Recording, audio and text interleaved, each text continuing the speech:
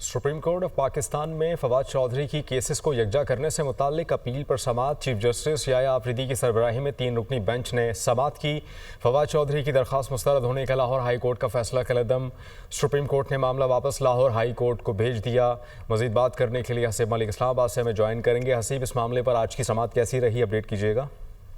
देखिए, ये फवाद चौधरी की केसेस को यकजा करने से मुतालिक अपीलें थीं जिसके ऊपर यह समाअत की गई है और अदालत ने फवाद चौधरी की दरख्वास्त मुस्तरद होने का लाहौर हाई कोर्ट का जो फैसला है उसको कलअदम करार दे दिया है और सुप्रीम कोर्ट ने मामला वापस लाहौर हाई कोर्ट को भेज दिया है। अदालत की जानिब से ये रिमार्क्स दिए गए कि फवाद चौधरी की दरख्वास्त लाहौर हाई कोर्ट में ज़ेर अल्तवा तस्वुर होगी और लाहौर हाई कोर्ट पहले रिमांड बैक किए गए केस के साथ दरख्वास्त को सुने। चीफ जस्टिस की जानिब से ये रिमार्क्स दिए गए कि किसी फरीक का हक मुतासिर ना हो, इसलिए दोनों फरीकैन की मौजूदगी में फैसला लिखेंगे और चीफ जस्टिस ने फवाद चौधरी और पंजाब हुकूमत के वकील को चैम्बर में बुला लिया है और चीफ जस्टिस की तरफ से ये भी रिमार्क्स दिए गए कि दोनों फरीकैन को चैम्बर में मुतमईन करेंगे और चीफ जस्टिस याया आफरीदी की ये सरबराही में 3 रुकनी बेंच था जिसने समाअत की है और अदालत की तरफ से